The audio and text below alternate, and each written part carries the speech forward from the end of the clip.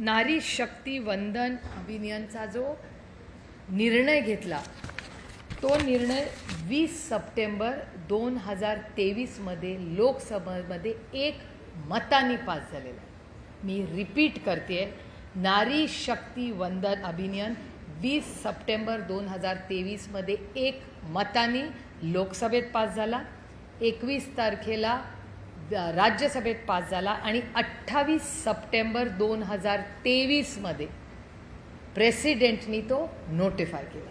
म्हणजे नारी शक्ती वंदन अभियान हे बिल युनॅनिमसली एक मताने पार्लमेंटनी पास केलेलं आहे।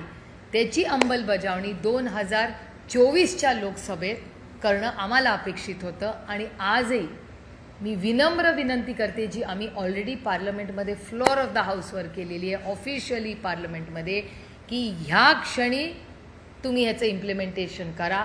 543 मधल्या 33% महिलांना आरक्षण तुम्ही लगेच द्या। आम्ही पूर्ण त्याच्यासाठी तयार आहोत। आमचा आग्रह आहे, आज आणि उद्या नाही, कालच हे करायला पाहिजे होतं। त्याच्यामुळे माननीय मुख्यमंत्र्यांना मला खूप विनम्रपणे विचारायचं आहे की जर 2023 मध्ये आम्ही बिल पास केलं आहे तर आपण आता 2026 मध्ये आहोत। 24, 25, 26 अडीच वर्ष झाले हे बिल पास करून। ह्याची अंमलबजावणी आत्ताच्या तत्कालीन भारत सरकारने का नाही केलेली?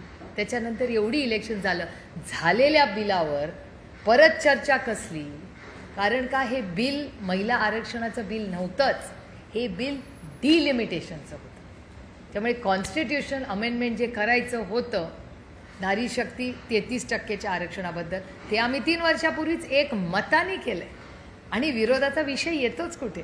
माझं म्हणणं आहे की डिलिमिटेशनचा आणि महिला आरक्षणाचा संबंध काय?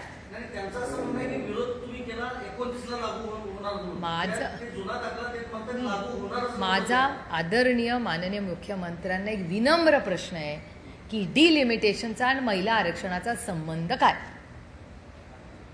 काय संबंध मला सांगा ना। तुम्ही एक विधेयक आणलं महिलांना आरक्षणाचं, 543 करून टाका, आत्तापर्यंत झालं असतं। मग मला कळलं असतं की माझा मतदारसंघ आरक्षित आहे का नाही, बारामती लोकसभा महिला आरक्षित आहे का नाही, आत्तापर्यंत कळलं असतं ना। डिलिमिटेशनमध्ये तुम्ही का घालताय? तुम्ही 543चा निर्णय तत्कालीन का?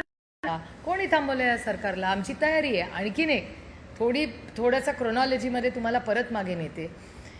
आम्हाला जेव्हा बोलवण्यात आलं तेव्हा आम्हाला सांगण्यात आलं की 50% सीट्स आम्ही प्रत्येक राज्यात वाढवणार। मग त्याचं काय झालं? ते बिलात का नाही आलं? एवढं तुम्ही सेशन बोलवलं, सेशनच्या आधी अनेक गोष्टी आम्हाला सांगण्यात आल्या, मग त्या का नाही बिलात आल्या? एवढं सेशन बोलवलं, त्याच्या आधी मीटिंग्स घेतल्या सगळ्या विरोधी पक्षाबरोबर।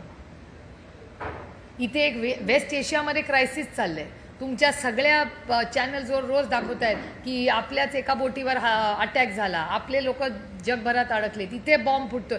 अरे चाललंय का? एकीकडे 4 इलेक्शन चालली आहेत, एकीकडे तेलाचा भाव कुठपर्यंत पोचलाय, गगनाला टेकतो, आणि तुम्ही महिला आरक्षण आणून त्याच्यात प्लॅनिंग पण नाही, न डिलिमिटेशन, न कास्ट सेन्सिस, ह्याच्यावर कुठली चर्चा नाही।